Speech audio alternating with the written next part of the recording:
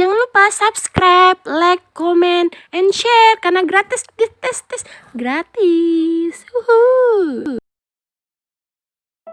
Assalamualaikum sahabat-sahabat semua. Balik lagi dengan channel Marissa Triananda. Oke, pada video kali ini itu saya dengan pembelajaran neuroscience akan menerangkan sebuah sistem limbik dan neocortex. Oke. Yang pertama itu sistem limbik. Apa itu sistem limbik? Yaitu berasal dari bahasa Latin yang berarti batas. Sistem limbik memungkinkan kita mengontrol insting atau naluri kita. Di dalam sistem limbik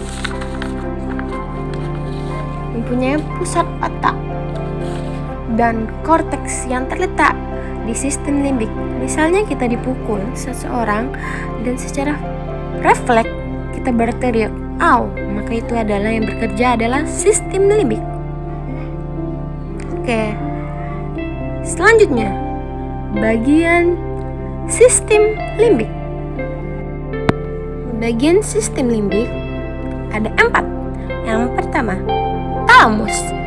Terdiri dari jumlah pusat saraf dan berfungsi sebagai pusat penerimaan untuk sensor data dan sinyal-sinyal motorik.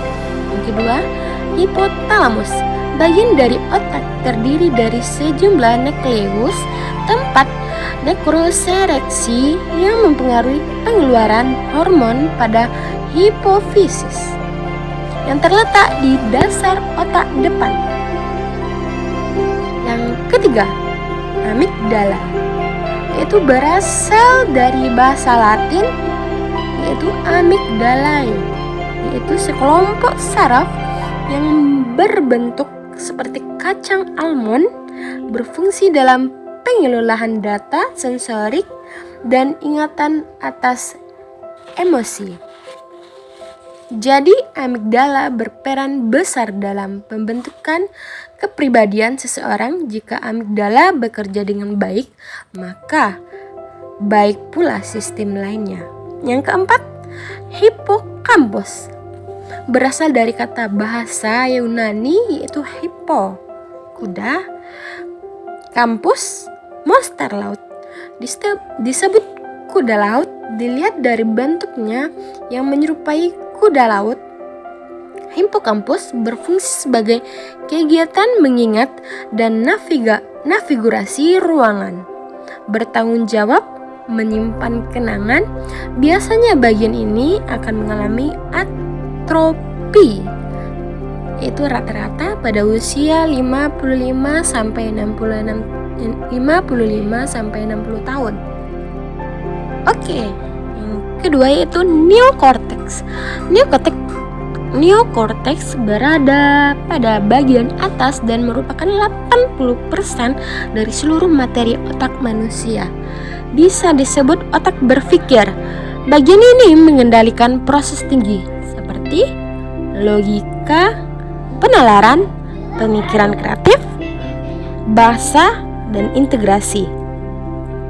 Informasi sensorik saat Anda membaca dan mendengarkan ini, maka neokorteks Anda akan bekerja.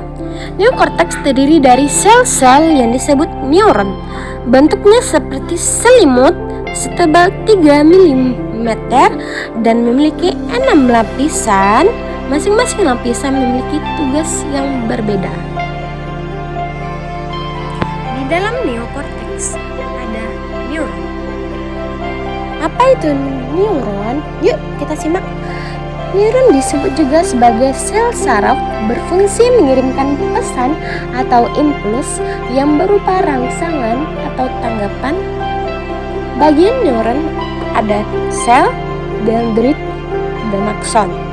Sel atau badan sel yaitu bagian yang di dalamnya ditemukan nukleus dan organel-organel yang lain. Yang kedua, dendrit. Sejumlah besar tonjolan dari badan sel biasanya menyerupai akar pohon atau antena. Yang terakhir yaitu akson, yaitu tonjolan tunggal memanjang berbentuk pipa yang mengantarkan pentesial aksi menjauhi badan sel. Oke, hanya itu. Thanks for watching. Tunggu video selanjutnya ya. Oke, bye-bye.